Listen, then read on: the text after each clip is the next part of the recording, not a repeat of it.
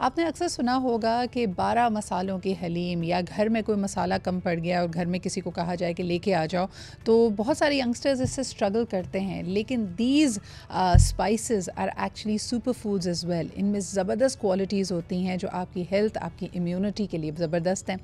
They are packed with antioxidants जो आपकी body के फ्री रेडिकल्स को ख़त्म करती हैं। यानी यकीनन अगर आपकी बिरयानी की प्लेट में इलायची आ जाए तो आप बहुत खुश नहीं होते, लेकिन इन तमाम मसालों के बहुत सारे एडवांटेजेस मौजूद हैं। और यही वजह है कि आज अगर आप वेस्टर्न वर्ल्ड्स में देखें, जो पहले इस बात पे नागबून चढ़ाते थे कि पाकिस्तानी खाने या देसी खानों में से इतनी स्ट्रॉन्ग फ्रेगरेंस आती है, हम उस इलाके, उस मोहल्ले में नहीं रह सकते जहाँ पे पाकिस्तानी सालन बन रहा होता है, आज वो इस बात को मानने लगे हैं कि निहार मुँह आपको गार्लिक भी ले लेनी चाहिए, लौंग के क्या फ़ायदे हो सकते हैं, इलायची में क्या गुण छुपे हुए हैं। तो आइए ज़रा इस पे बात करते हैं और इस बात से खुश भी होते हैं कि जब हम अपने खाना बाकायदगी से इस्तेमाल करते हैं तो आपको नहीं पता कि यही स्पाइसेस आपकी हेल्थ के कितने सारे बेनिफिट्स आपको ला के दे रही हैं। हमारे साथ मौजूद हैं शेफ़ सारा Farhan. Thank you very much chef सारा हमारे साथ मौजूद होने के लिए। और आपसे जानते हैं कि कई सारी जो मिथ्स भी हैं हर मसाले को लेकर, हर कॉमनली यूज़ होने वाले पाकिस्तानी मसालों को लेकर, उनकी दरअसल क्या वजह है। ज़रा शुरुआत करते हैं हल्दी से। आप देखते हैं कि मायूं हो, बहुत सारे ओकेजन्स हो, उसमें हल्दी का इस्तेमाल किया जाता है। क्या ये सिर्फ़ और सिर्फ इसकी रंग की वजह से, यानी वो पीला खूबसूरत सा रंग और फ्लेवर हम लाना चाहते हैं, या हल्दी के बहुत सारे और फ़वाइद भी हैं? क्या कहेंगी शेफ़ सारा? अस्सलाम वालेकुम सिद्रा, कैसी हैं आप? खैरियत से हैं? बिल्कुल ठीक ठाक। Thank you so very much for having me here. So जी, बिल्कुल आपने बिल्कुल सही कहा कि मसाले जो हैं वो एक बहुत ही अहम रोल अदा करते हैं हमारे खानों में। और हल्दी की अगर बात की जाए तो मल्टीपल फ़वाइद आपको प्रोवाइड करता है। ना कि सिर्फ वो आपके खानों को जायकेदार बनाता है, आपकी हेल्थ के लिए बड़ा फ़ायदा देता है, और इसके साथ साथ वो आपकी स्किन के लिए भी बहुत ज़्यादा फ़ायदेमंद रहता है।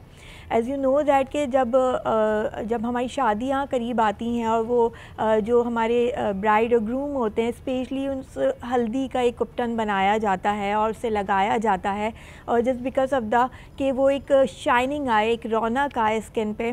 और तो ये तमाम चीज़ें जो होती हैं इसमें, और डेफ़िनेटली वो इसका बड़ा अच्छा रोल अदा करती हैं। अच्छा लेकिन सारा, इसमें मेरे ख़्याल में जब हम हल्दी की बात करें तो यकीनन whatever is good for our body, जो हमारी फ़िज़िकल हेल्थ के लिए अच्छा है वो हमारी स्किन के लिए भी अच्छा होता है।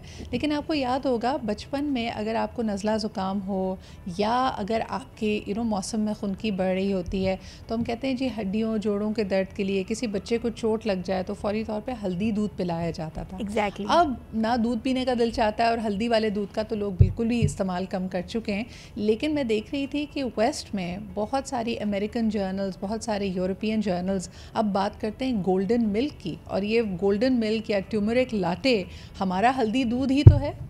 एग्जैक्टली सेम यही है। जिस तरह से दुनिया आगे तरक्की कर रही है, मूव हो रही है, तो इसी तरह से खानों में भी एक फ्यूजन आ गया है। फिर वो चाहे आप मिल्क ले लें या आप नॉर्मल कोई हमारा मेन कोर्स ले लें या स्टार्टर ले लें, हर चीज़ में वेरिएशन मौजूद हो गई हैं। बच्चों को खिलाना या फिर बड़ों तक ये ग़िज़ा उनके जिस्म तक, अंदर बॉडी तक लेके जाना, ये एक बहुत मुश्किल काम होता है, जो नहीं खाते, जो इनटेक नहीं कर सकते इसको। लेट्स सपोज़ कि अगर मैं हूँ, मैं इस चीज़ को नहीं खा सकती या पी सकती है, मुझे समटाइम कोई एलर्जी है, तो हम इसको मल्टीपल तरीक़ों से, मल्टीपल चीज़ें यानी कि फ्यूजन ऐड करके इसको आगे जो है वो दे सकते हैं। अगर आप बात करें अच्छा कि जी, अगला मसाला जिसकी मुझे बात करनी है वो है जिंजर। कई लोगों को जिंजर का टेस्ट बड़ा स्ट्रॉन्ग लगता है, लेकिन अदरक वाली चाय भी होती है, अदरक का कावा भी बनाया जाता है, और कहते हैं इसकी एंटी इन्फ्लेमेटरी क्वालिटीज़ भी हैं। आप बताइए सारा, अदरक के क्या फ़वाइद हैं? बिल्कुल, सबसे पहले तो अदरक के फ़वाइद ये हैं कि आपके हाज़मे को जो है वो बहुत अच्छा बेहतर बनाती है। ठीक है, हर खाने के साथ अगर आप अदरक का इस्तेमाल करते हैं, एक तो डेफ़िनेटली खाना पकाते हुए तो अदरक जाती ही है उसमें, ग्रेवी में या सालन में, लेकिन अगर आप उसे नॉर्मल भी अपने खाने के साथ ऐड कर लें तो यकीन जानिए कि आपके जो एक डाइजेस्ट सिस्टम है वो बड़ा स्ट्रॉन्ग रहता है, और आप कभी भी आपको जो है वो इंटरनली एसिड प्रॉब्लम नहीं होती, हाज़मे की 110% कभी प्रॉब्लम नहीं होगी। बट मेक श्योर कि कोई टाइम, हर मसाले का एक अपना रोल और एक अपनी अहमियत है, उसका एहतियात और उसको ज़्यादा ओवर खा लेना वो भी एक नुकसानदा है। अगर आप ये कहें कि अदरक पूरे दिन में 3 टाइम हम खा रहे हैं तो वो फिर आपकी हेल्थ के लिए भी अच्छा नहीं होता। अच्छा, ये तमाम तर मसाले अगर हम देखें हमारे वेदर को और हमारे रहन सहन को, हमारे लाइफस्टाइल को देखते हुए, इनमें हिद्दत है और ये हिद्दत आपके मेटाबॉलिज्म को भी फास्ट करती है, एंटी इन्फ्लेमेशन भी होती है। मिसाल के तौर पे आप देखें कि जब हम नमकीन लस्सी पीते हैं या फिर ज़ीरा वाटर पीते हैं तो उनकी अलग अलग तासीर है। नमकीन लस्सी एक दफ़ा फिर आपके लिए हाज़िम होती है, आपका हाजमा दुरुस्त करती है, और दूसरी तरफ अगर शदीद गर्मी जैसे हीट स्ट्रोक्स अगर हो रहे हैं, उसमें जल ज़ीरा या ज़ीरे वाला जो हम पानी या शरबत बनाते हैं उसकी अपनी तासीर है, वो ठंडक पहुंचाती है। क्या कहेंगी इसमें सारा? बिल्कुल, आप बिल्कुल सही बताया आपने। देखें, जैसे कि अल्लाह ताला ने हर चीज़ के अंदर, हर इंग्रेडिएंट के अंदर, हर स्पाइस के अंदर एक अपनी अफादियत रखी है।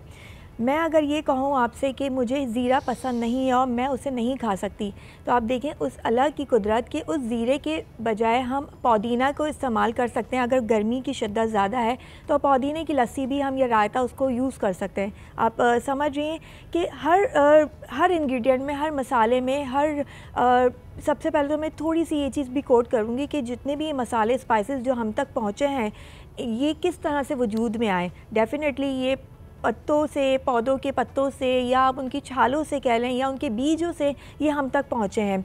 और इसमें उतनी अफादियत है, जैसे आप ज़ीरे की बात कर रही हैं, डेफ़िनेटली ये हाजमे को भी बहुत बेहतर बनाता है। खाने के अंदर ये जाता है तो ये आपके खाने को एक स्ट्रॉन्ग खुशबू देता है। और इसके बाद अगर आप लस्सी में ऐड करते हैं तो फिर डेफ़िनेटली वो आपका लस्सी का एक फ्लेवर भी जनरेट करता है, आपके हाजमे को बड़ा अच्छा रखता है। लेकिन अगर जो लोग ज़ीरा पसंद नहीं करते तो वो फिर डेफ़िनेटली पुदीने को का इस्तेमाल करते हैं, और वही तासीर देता है ठंडक की, जिससे आपको जो है बड़ा सुकून और रिलीफ मिलता है उस गर्मी की शिद्दत से। सही। गार्लिक या लहसुन की बात करना चाहेंगे, ख़ास तौर पे इसका बड़ा एक अहम किरदार है अगर आप किसी भी आर्ज़ाए क़ल्ब में मुब्तला हैं या आपको कहा गया है कि आपकी दिल की शरियानें ब्लॉक हो रही हैं। मैं इंटरनेशनली देख रही हूँ सारा, इट्स वेरी इंटरेस्टिंग कि पहले तो कहा जाता था कि गार्लिक की एक फांक को आप सुबह सुबह निहार मुँह खा लें, और उसके लिए कई हर्बोलॉजिस्ट इसका मशवरा देते थे। लेकिन अब ओवर द काउंटर इसके कैप्सूल्स भी मिलते हैं, और उसमें भी यही कहा जाता है कि 2 कैप्सूल्स खा लें गार्लिक के, ताकि आपका दिल और आपके दिल की सेहत अच्छी रहे। ठीक है जी। तो सारा, हम इंशाल्लाह ताला मज़ीद भी आपके साथ सेगमेंट करेंगे ताकि इन तमाम मसालों की अफादियत की बात हो सके।